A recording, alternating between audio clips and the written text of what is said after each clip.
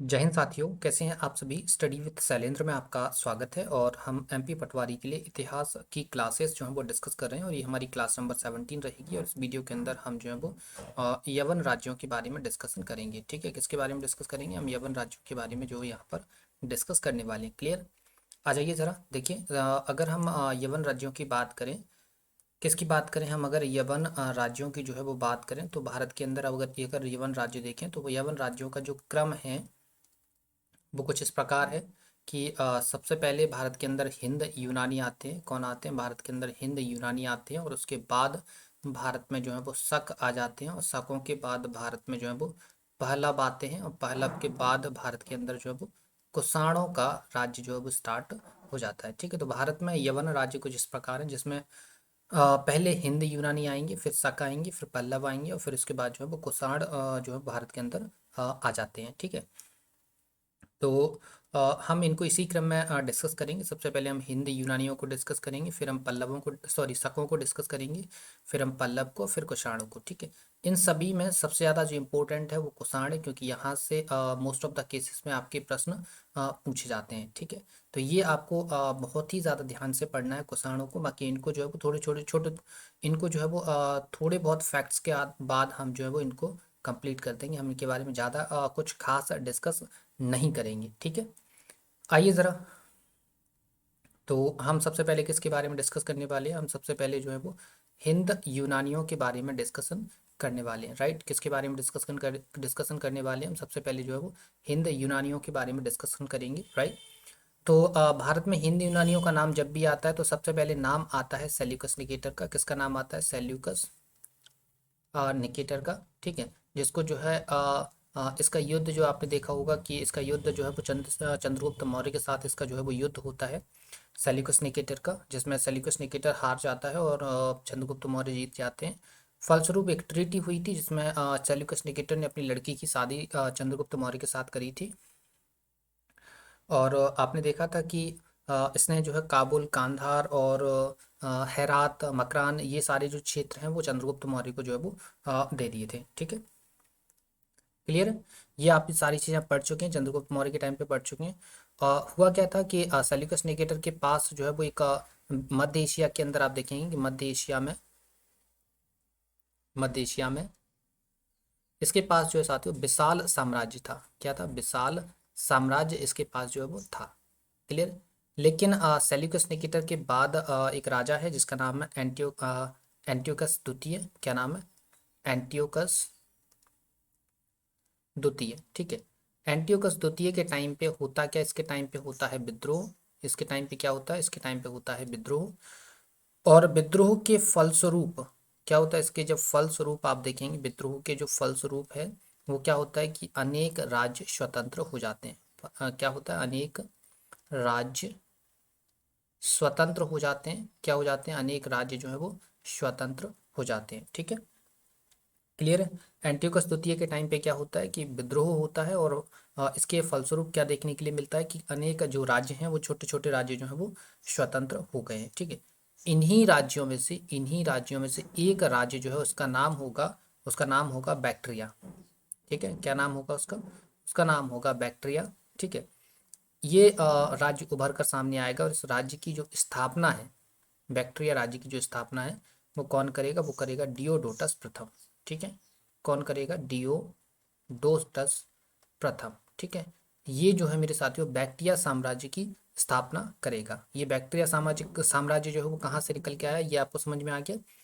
ये मध्य एशिया में जो सेल्यूकस निकेटर के पास पास जो विशाल साम्राज्य था, सेल्यूकस निकेटर के बाद एंटियोकस द्वितीय उसको संभालने की कोशिश करता है, लेकिन वहां पर विद्रोह होते हैं। तो उस मध्य एशिया में जो शामिल जो देश राज्य थे, उन्हीं राज्यों में से एक राज्य बाहर निकल के आता है विद्रोह के फलस्वरूप, जिसका नाम होता है बैक्ट्रिया। ठीक है, और इसकी स्थापना कौन करता है? इसकी स्थापना करते हैं डियोडोटस प्रथम। ठीक है, और इसी के साथ ही आप देखेंगे कि भारत पर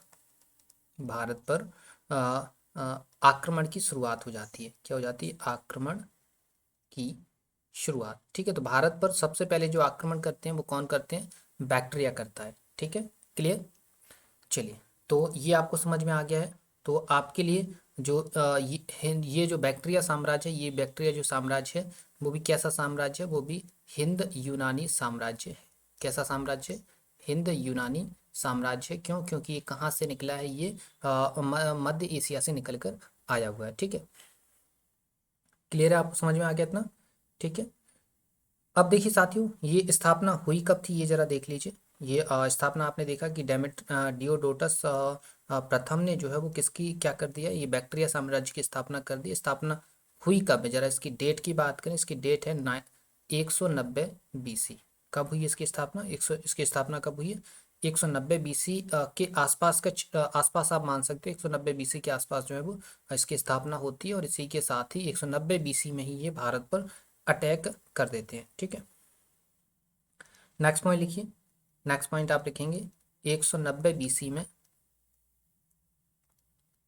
ये है भारत पर आक्रमण करते हैं। 190 BC के BC में ये भारत पर आक्रमण करते हैं, और आप देखेंगे कि अब लिखिए जरा आगे। और अफगानिस्तान,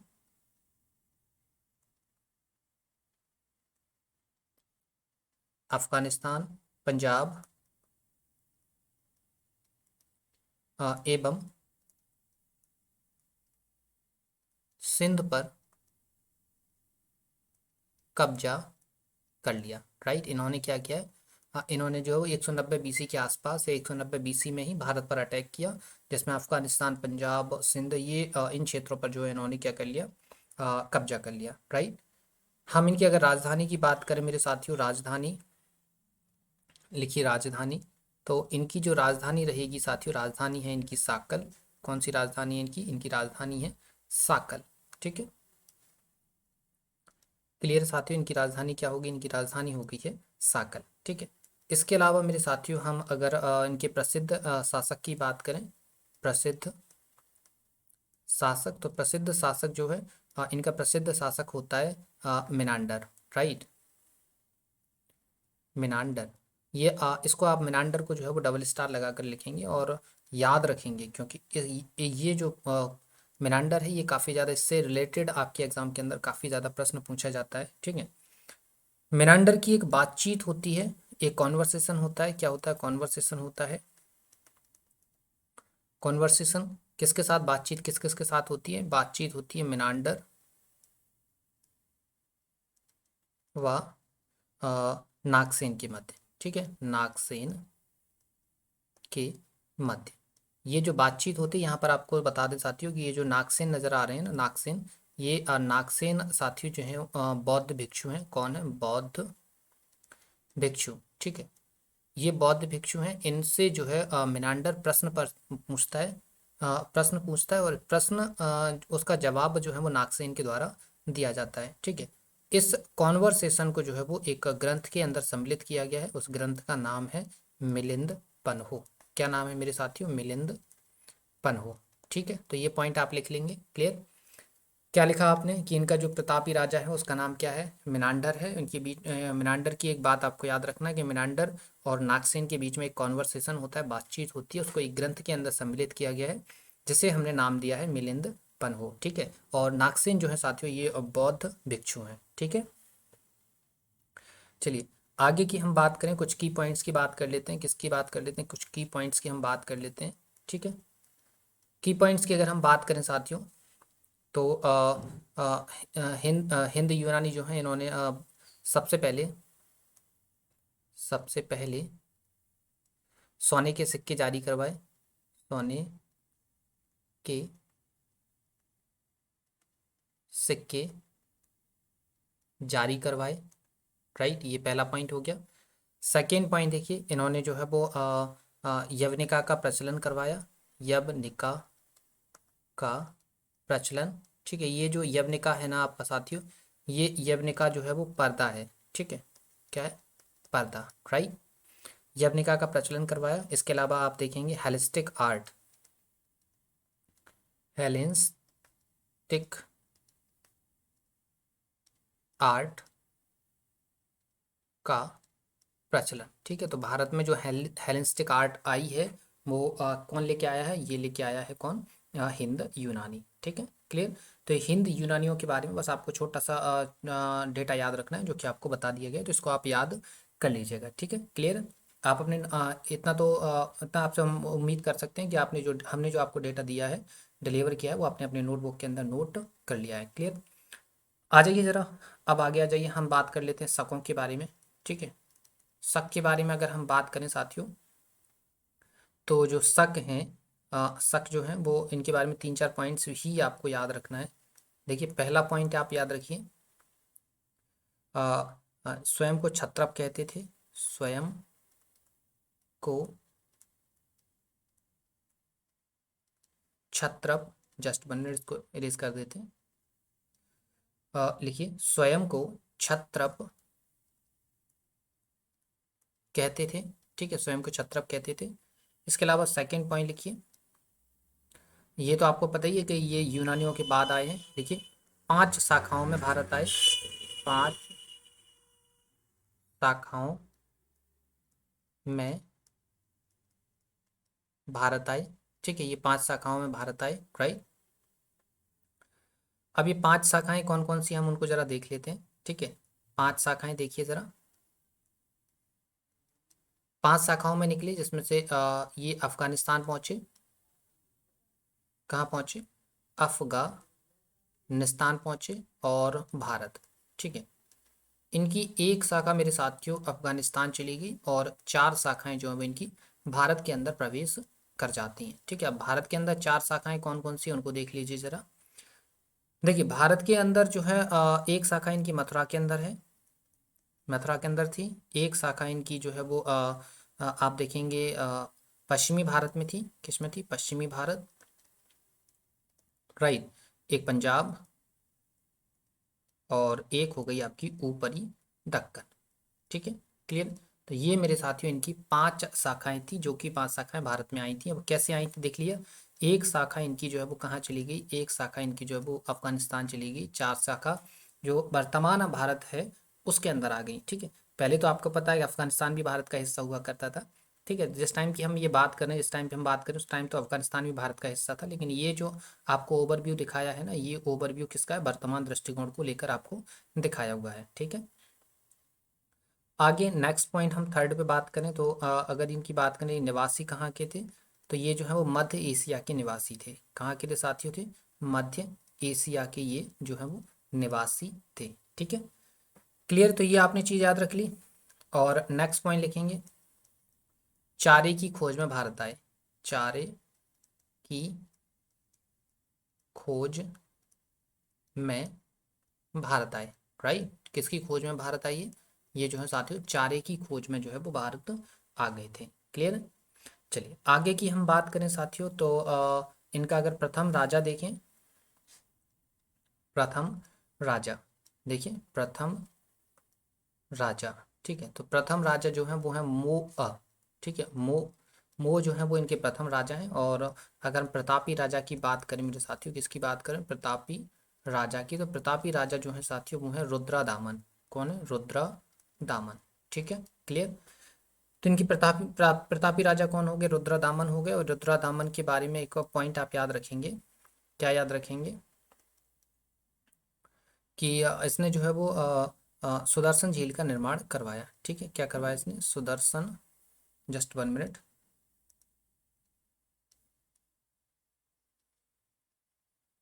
इसने क्या करवाया, इसने करवाया है सुदर्शन झील का निर्माण। ठीक है, सुदर्शन झील का निर्माण, राइट। और इसके अलावा और क्या किया इसने, इसने और किया है गिरनार अभिलेख लिखवाया है। क्या लिखा है, गिरनार अभिलेख जो है वो इसने लिखवाया है, राइट। और गिरनार अभिलेख जो है वो संस्कृत भाषा का पहला अभिलेख है। ठीक है, संस्कृत भाषा का पहला अभिलेख, राइट। याद रख पाएंगे आप कि ये क्या है, गिरनार अभिलेख जो है वो संस्कृत भाषा का पहला अभिलेख है, जो कि किसने लिखवाया था, रुद्रदामन ने लिखवाया था, जिसने सुदर्शन झील का निर्माण भी करवाया था। निर्माण नहीं बोलेंगे आप, निर्माण तो आप नहीं बोलेंगे, क्योंकि निर्माण तो चंद्रगुप्त मौर्य के शासनकाल में ही हो गया था। आप इसका जो है वो जीर्ण उद्धार लिख सकते हैं, ठीक है, क्योंकि इसने जो है वो उसका रिकंस्ट्रक्शन कराया था। क्या करवाया था? रिकंस्ट्रक्शन, मतलब जीर्ण उद्धार, ठीक है। तो सुदर्शन झील का इसने जीर्ण उद्धार जो है वो करवाया हुआ था।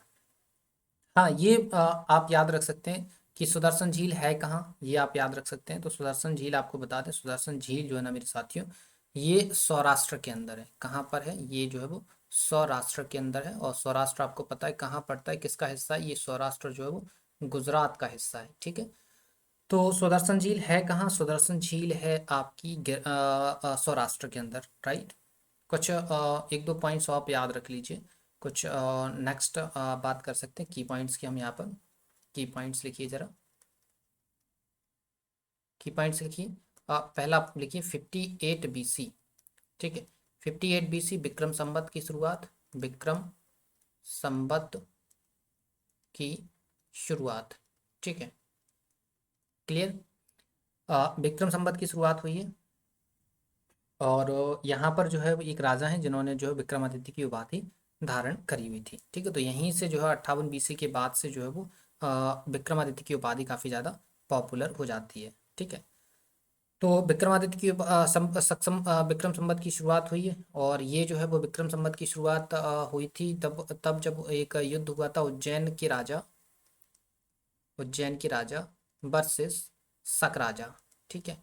इनके बीच में युद्ध हुआ था, जिसमें ये जो उज्जैन के राजा है ना, उज्जैन के राजा ये जो आपको दिख रहे हैं, ये राजा अज्ञात हैं, ठीक है। इनका नाम इतिहास के अंदर नहीं मिलता है। इनका नाम जो है वो इनकी उपाधि मिल जाती है। इनकी उपाधि क्या है? इनकी उपाधि जो है वो विक्रमादित्य है, ठीक है।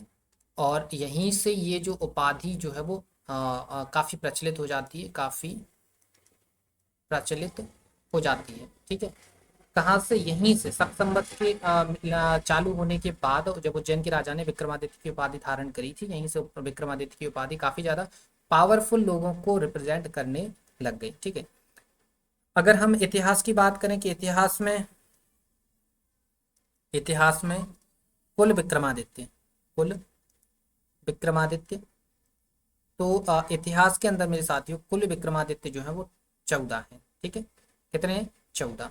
जिसमें इन 14 में भी हम सबसे सबसे विख्यात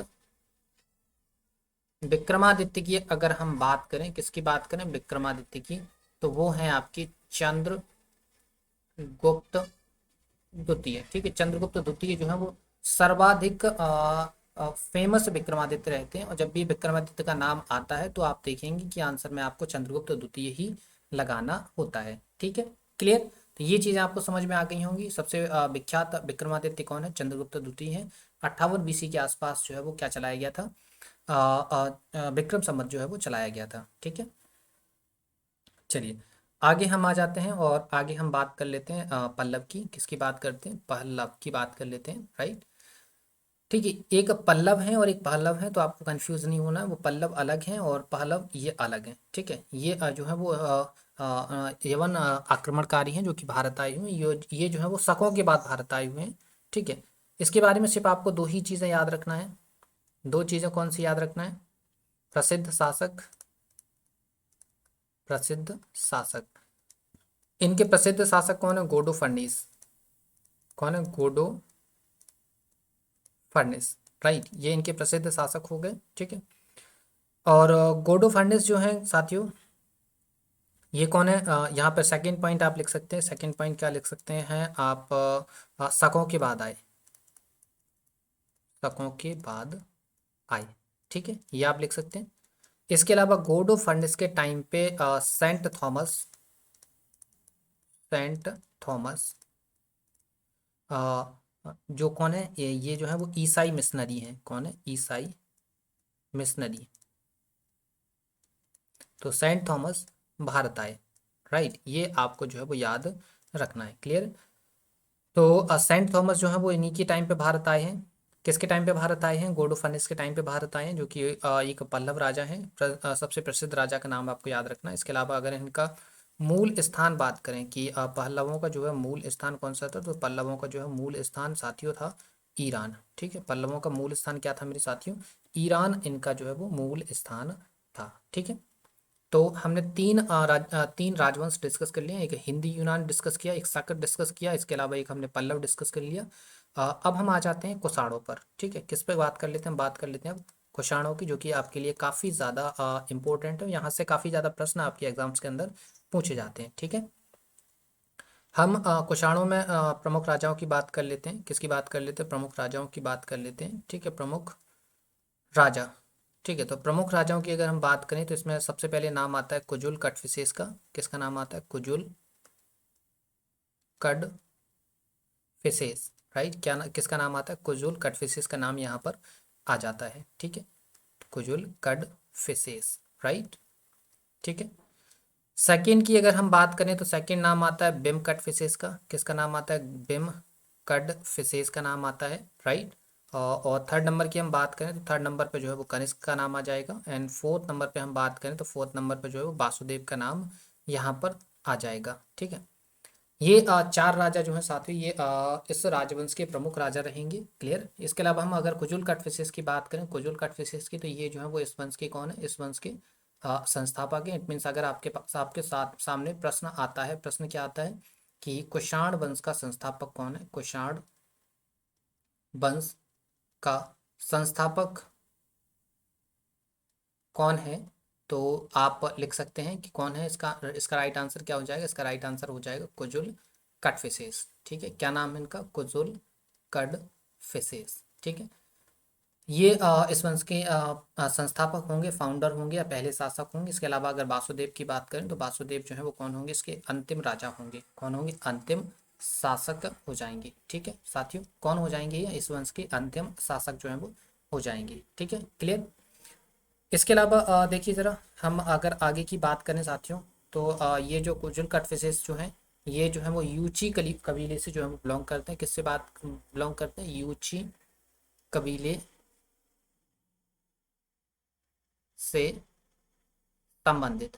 ठीक है, किससे संबंधित है, ये यूची कबीले से संबंधित है। ठीक है, किससे संबंधित है, यूची कबीले से संबंधित है। ठीक है, तो ये प्रश्न कई बार पूछा गया है कि यह जो कुषाण है वो किस कबीले से संबंधित है, तो आंसर होता है आपका यूची कबीला। ठीक है, क्लियर। तो ये चीज़ें आप याद रख पाएंगे। राइट, काफ़ी आसान आसान सी चीज़ें हैं और उम्मीद है आपको सारी चीज़ें समझ में आ रही हैं। ठीक है, और आपसे हम आपसे यही उम्मीद करते हैं कि आप साथ ही साथ हमारे साथ जो है वो अपना नोट्स तैयार कर रहे हैं। आप अपना नोट्स जरूर तैयार करिएगा। ठीक है, इसीलिए आपको लिख के बता रहे हैं, अदरवाइज हम टाइप करके भी आपको दिखा सकते थे और फटाफट फटाफट सब कुछ आप निकाल भी सकते थे। तो ये सारी चीज़ें नहीं करना है आपको, हमारे जैसे हम लिखते जा रहे हैं वैसे ही आपको अपनी नोटबुक के अंदर नोट करते चलना है। ठीक है, आगे की हम बात करें तो इनका अगर हम सबसे प्रतापी राजा देखें, सबसे प्रतापी राजा, तो इनका सबसे प्रतापी राजा जो है साथियों वो है कनिष्क। कौन है, सबसे प्रतापी राजा इनका कनिष्क है। ठीक है, और अगर हम इनकी राजधानी की बात करें तो इनकी जो दो राजधानियां थी, दो राजधानियां कौन कौन सी हैं जरा देखिए। सबसे पहली राजधानी जो थी इनकी साथियों वो थी पेशावर। क्या थी इनकी पहली राजधानी, पहली राजधानी इनकी पेशावर थी और दूसरी इनकी जो राजधानी है वो मथुरा है। ठीक है, तो इनकी दो राजधानियां हैं, एक पेशावर है और एक इनकी राजधानी क्या है, मथुरा है। ठीक है, अगर हम इनकी बात करें, इनकी प्रसिद्धि की बात करें तो ये प्रसिद्ध हुए थे सोने के सिक्के चलवाने के लिए।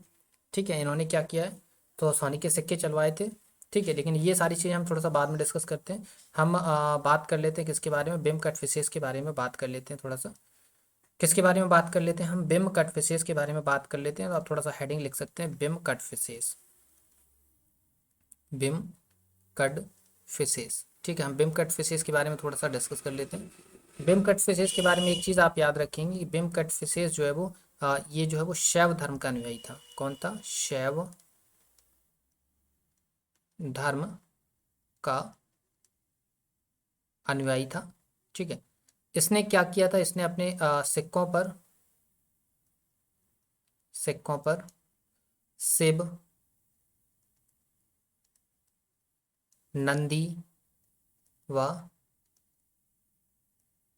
त्रिशूल की आकृति अंकित करवाई। ठीक है, अंकित करवाई। राइट, इसने क्या किया है साथियों, इसने जो है वो शैव धर्म, ये बिम कटफिसेस जो है वो शैव धर्म का अनुयायी था। ये हमको पता कहाँ से चला, इसके सिक्कों को देखकर पता चला, क्योंकि इसने अपने सिक्कों पर शिव, नंदी, त्रिशूल इनकी आकृति बनवाई हुई थी। ठीक है, इसके अलावा नेक्स्ट पॉइंट लिखेंगे, सोने के सिक्के भी चलवाए इसने, सोने के सिक्के चलवाए। राइट, इसने क्या करवाए हैं साथियों, सोने के सिक्के जो है वो चलवाए हैं। ठीक है, चलिए आगे की अगर हम बात करें साथियों, तो इसकी उपाधि की बात कर लेते हैं हम, उपाधि की। तो इसकी जो उपाधि है साथियों वो है सर्व लोकेश्वर। उपाधि क्या है, सर्व लोकेश्वर और महेश्वर जैसी उपाधियां ये जो है वो धारण कर लेते हैं। क्लियर, इसने कौन कौन सी उपाधि धारण करी है, इसने सर्व लोकेश्वर और महेश्वर जैसी उपाधियां जो है वो धारण करी हैं। ठीक है, क्लियर। चलिए, तो अब हम कुजुल कटफिशेस और बिम कटफिशेस के बारे में डिस्कस कर चुके हैं। हम अब फाइनली कनिष्क के बारे में और डिस्कस कर लेते हैं। ठीक है, तो कनिष्क लिखिए, हेडिंग डालिए कनिष्क। ठीक है, कनिष्क के बारे में आपको इतना तो पता ही कि इस वंश का सबसे प्रतापी राजा है। क्या है, ये जो है वो इस वंश का सबसे प्रतापी राजा है। ठीक है, वंश का सबसे प्रतापी राजा। राइट, ये क्या है, वंश का सबसे प्रतापी राजा है। सेकेंड पॉइंट लिखिए 78 BC, 78 BC में लिखिए, एडी लिखिए 78 AD। ठीक है, और यहाँ भी आपने देखिए 58 BC तो नहीं लिख दिया गया। ठीक है, आपने क्या 58 BC तो नहीं लिखा, जस्ट देखिए थोड़ा सा। ठीक है, तो उसको भी थोड़ा सही कर लीजिए। Right, just 1 minute. आपने वो लिखा था ना, हाँ ये की पॉइंट्स आपने लिखा था, ये वाला। ठीक है, तो आपने की पॉइंट जो लिखा था इसमें 58 ईसा पूर्व। ठीक है, कोई दिक्कत नहीं, BC ही लिखा है। ठीक है, सही है, कोई दिक्कत नहीं है। 78 AD पर हम आ चुके हैं। तो 78 AD में इसने जो है वो एक क्या चलाया था, इसने एक बोल सकते हैं एक संवत चलाया था। उस संवत का नाम देखिए, उस संवत का नाम है अ, शक संवत। राइट, क्या नाम है इसका, शक संवत। ठीक है, क्या नाम है इसका, शक संवत। ठीक है, शक संवत इसने चलाया हुआ था। राइट, और इसके अलावा हम बात करें साथियों, तो इसने शक संवत चलाया। ठीक है, और शक संवत का आपको पता है भारत सरकार वर्तमान में इसका प्रयोग भी करती है। तो इसको लिख सकते हैं, भारत सरकार द्वारा प्रयोग। भारत सरकार द्वारा प्रयोग। राइट, किसके द्वारा प्रयोग है, ये भारत सरकार के द्वारा प्रयोग किया गया है। इसके अगर हम धर्म की बात करें, तो इसने साथियों बौद्ध धर्म को अपना रखा था। बौद्ध धर्म को अपना रखा था, लेकिन बौद्ध धर्म के अंदर भी ये किस विचारधारा को मानता था, क्योंकि आपको पता है बौद्ध धर्म के अंदर दो विचारधाराएं चलती हैं। एक विचारधारा है हीनयान और एक विचारधारा है कौन सी, महायान। ठीक है, तो आपको बता दें मेरे साथियों, इसने बौद्ध धर्म तो अपना रखा था, लेकिन इसने जो है वो हीनयान शाखा को नहीं, इसने महायान शाखा को जो है वो मान्यता प्रदान कर रखी थी। ठीक है, हम अगर इसकी बात करें कि इसने बौद्ध धर्म में दीक्षा किससे ली थी, किससे ली थी, दीक्षित। दीक्षित किसने किया था इसको बौद्ध धर्म के अंदर, तो लिखिए इसको बौद्ध धर्म के अंदर अश्वघोष ने दीक्षित किया था। किसने दीक्षित किया था, अश्वघोष द्वारा। ठीक है, अश्वघोष द्वारा इसको जो है वो दीक्षित किया गया था। इसके अलावा ये तो आपको पता ही है कि इसके टाइम पे जो है वो चतुर्थ बौद्ध संगीति का आयोजन किया गया था। क्या किया गया था, चतुर्थ बौद्ध संगीति का आयोजन। राइट, इसके टाइम पे क्या हुआ था मेरे साथियों, इसके टाइम पे चतुर्थ बौद्ध संगीत का जो है वो आयोजन किया गया था। ठीक है, क्लियर। चलिए आगे देख लीजिए जरा थोड़ा सा। इसके टाइम पे रेशम मार्ग का आरंभ हुआ था। क्या हुआ था, रेशम मार्ग का आरंभ हुआ था। राइट, ठीक है, और आपको पता है कि रेशम का सबसे पहले आविष्कार, अगर हम रेशम की बात करें, रेशम के आविष्कार की बात करें साथियों, कि रेशम का आविष्कार कहाँ हुआ था, तो रेशम का आविष्कार हुआ था चीन के अंदर। ठीक है, रेशम का आविष्कार कहाँ हुआ था, चीन के अंदर जो है वो रेशम का आविष्कार हुआ था। ठीक है, क्लियर है। नेक्स्ट पॉइंट लिखिए, नेक्स्ट पॉइंट लिखेंगे, लिखिए कनिष्क ने पाटलिपुत्र के शासक, पाटलिपुत्र के शासक को हराकर वहां से बौद्ध विद्वान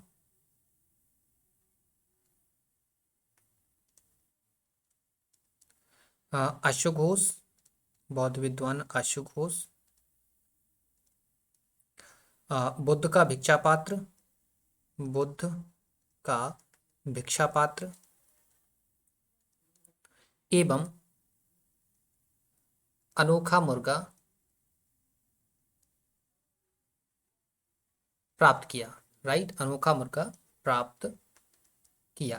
ठीक है, क्लियर, ये आपको समझ में आ गया। राइट, चलिए तो ये हो गया। अब इसके बाद हम कुछ और बात कर लेते हैं, जिसमें हम बात करते हैं इनकी कनिष्क के दरबारी की। ठीक है, दरबारी की अगर हम बात करें साथियों, तो कनिष्क के दरबार में काफ़ी सारे अन्य अन्य प्रकार के लोग रहते थे, जिसमें एक तो आपका अश्वघोष ही हो गया अश्वघोष। ठीक है, अश्वघोष हो गया, इसके अलावा वसुमित्र हो गया। इसको ऐसा करते हैं, यहाँ नहीं, नेक्स्ट स्लाइड पे लिखते हैं, यहाँ पे स्पेस भी नहीं है। ठीक है, तो ये आपने लिख लिया ना ऊपर वाला पॉइंट कि कनिष्क ने पाटलिपुत्र के शासक को हराकर वहाँ से क्या क्या लिया है, वहाँ से अश्वघोष को ले आया है, और अश्वघोष ही इसको जो है वो किसमें, बौद्ध धर्म में दीक्षित कर देता है, बौद्ध धर्म अपना लेता है ये। और बुद्ध का भिक्षा पात्र भी ले आता है, एक मुर्गा भी वहाँ से जो है वो लेकर आ जाता है। ठीक है, अब हम क्या करते हैं, कनिष्क के राजदरबारियों की बात कर लेते हैं। किसकी बात करते हैं, कनिष्क के राजदरबारी। ठीक है, के राज दरबारी। ठीक है, तो कनिष्क के राज दरबारी की अगर हम बात करें साथियों, तो एक तो हो गया आपका अश्वघोष। ठीक है, कौन हो गया, एक हो गया आपका अश्वघोष। राइट, दूसरे की हम बात करें, दूसरा हो गया वसुमित्र। राइट, ठीक है, तीसरे की अगर हम बात करें साथियों, तो एक हो गया आपका पार्श, क्या नाम हो गया, पार्श। राइट, इसके अलावा नेक्स्ट की अगर हम बात करें साथियों, तो नेक्स्ट पे आ जाएंगे आपके कौन, नागार्जुन, नागा अर्जुन। राइट, ये हो गया नागार्जुन हो गया। इसके अलावा हो गए आपके महाचेत, और नेक्स्ट 6 नंबर पे हो गए आपके संघ रक्ष। ठीक है, ये साथियों कनिष्क के राजदरबारी थे, जिसमें हम अगर अश्वघोष की बात करें साथियों, तो अश्वघोष ने जो है मेरे साथियों, अश्वघोष ने बुद्ध चरित की रचना करी है। किसकी रचना करी है इसने, जो है वो बुद्ध चरित की रचना करी है। ठीक है, किसकी रचना करी है, बुद्ध चरित की रचना करी है। और इस बुद्ध चरित को जो है कहा जाता है, ये बौद्धों की रामायण है। क्या कहा जाता है, ये जो है वो बौद्धों की रामायण है, ये इसके बारे में कहा जाता है। ठीक है, अगर हम वसुमित्र की बात करें, तो वसुमित्र ने काफ़ी अलग अलग प्रकार के ग्रंथ लिखे हुए हैं, हम उनके भी नाम जान लेते हैं। जरा लिखिए वसुमित्र की ग्रंथ। वसुमित्र ने महाविभाषा सूत्र की रचना करी है। किसकी रचना करी है, महाविभाषा सूत्र की रचना करी है। इसके अलावा सौंदरानंद की रचना करी है, सौंदरानंद की रचना करी है। इसके अलावा इन्होंने जो सूत्र अलंकार की रचना करी है। ठीक है, सूत्रालंकार, इसकी रचना इन्होंने जो है वो करी है। ठीक है, क्लियर। और अगर हम नागार्जुन की बात करें, तो नागार्जुन तो आपको पता ही है, इन्होंने एक बुक है, इसका नाम है माध्यमिका सूत्र, माध्यमिका सूत्र, इसकी रचना करी है। राइट, किसकी रचना करी है, माध्यमिका सूत्र की रचना करी है। इसके अलावा हम अगर नागार्जुन की बात करें, तो नागार्जुन को मेरे साथियों बोला जाता है भारत का आइंस्टीन। क्या बोला जाता है, भारत का आइंस्टीन। ठीक है, आइंस्टीन, क्लियर। इनको क्या बोला जाता है, भारत का आइंस्टीन इनको जो है वो बोला जाता है। ठीक है, क्लियर। तो ये पॉइंट्स आपने यहाँ नोट कर लिए हैं, जिसमें अश्वघोष ने बुद्ध चरित की रचना करी है, वसुमित्र ने महाविभाषा सूत्र, सौंदरानंद और सूत्रालंकार की रचना करी है, नागार्जुन साहब ने जो है वो माध्यमिका सूत्र और की रचना करी है, जिसमें सापेक्षता का सिद्धांत बताया गया है। इसके अलावा नागार्जुन को जो है वो भारत का आइंस्टीन भी जो है वो कहा जाता है। ठीक है, चलिए आगे आ जाइए, जरा थोड़ा सा हम की पॉइंट्स को डिस्कस कर लेते हैं इसके। किसको डिस्कस कर लेते हैं, हम की पॉइंट्स को जो है वो डिस्कस कर लेते हैं। राइट,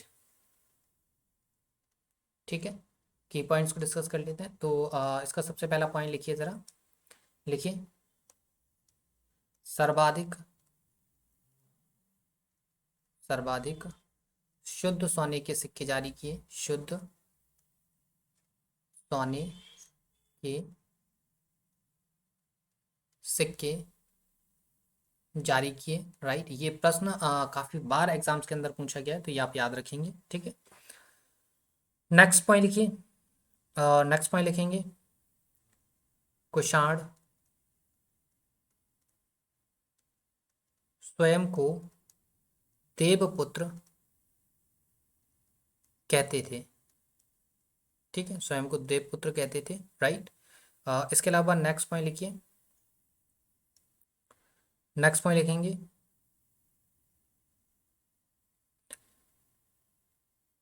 गांधार शैली, गांधार शैली व मथुरा शैली का विकास, मथुरा शैली का विकास। ठीक है, किसके टाइम पे हुआ है? ये कुषाणों के टाइम पे हुआ है। राइट, और एक बात और याद रखेंगे, बुद्ध की खड़ी प्रतिमा, बुद्ध की खड़ी प्रतिमा का निर्माण जो है वो किसने करवाया था? वो करवाया था, सॉरी, किसके टाइम पे हुआ था? ये गांधार, सॉरी, कुषाणों के टाइम पे ही बुद्ध की खड़ी प्रतिमा का निर्माण हुआ था। ठीक है, क्लियर। हाँ, यहाँ पर सोने से लेकर 2 पॉइंट्स आप याद रखेंगे। सोने को लेकर शुद्ध सोने के सिक्कों, सोने के सिक्कों को लेकर आप 2 पॉइंट्स याद रखेंगे। पहला पॉइंट देखिए, 2 पॉइंट्स यहाँ पे लिखते हैं। शुद्ध सोने के सिक्के की बात आई, सर्वाधिक शुद्ध सोने के सिक्के किसने जारी किए? तो आंसर होगा कुषाण।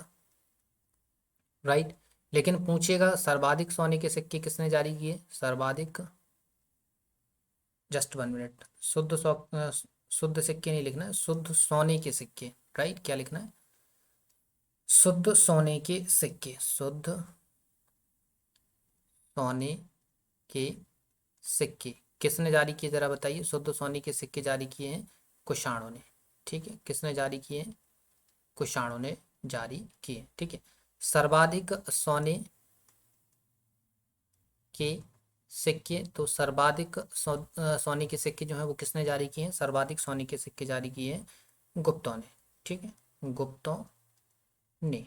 राइट, तो ये प्रश्न आप याद रखेंगे कि अगर प्रश्न आता है कि सर्वाधिक सोने के सिक्के कब जारी हुए हैं, तो फिर आंसर होता है गुप्तों ने सर्वाधिक सोने के सिक्के जारी किए हैं। लेकिन अगर क्वेश्चन आता है शुद्ध सोने के, सर्वाधिक शुद्ध सोने के सिक्के किसने जारी किए हैं, तो फिर आंसर होता है कुषाणों ने। ठीक है, क्लियर। तो ये हमारा आज का टॉपिक था, जिसके अंदर हमने यवन आक्रमणकारियों के बारे में बात कर ली, जिसमें हमने जो है किस किस के बारे में बात करी। हमने हिंद यूनानियों के बारे में बात करी है, और हमने जो है किसके बारे में बात करी है?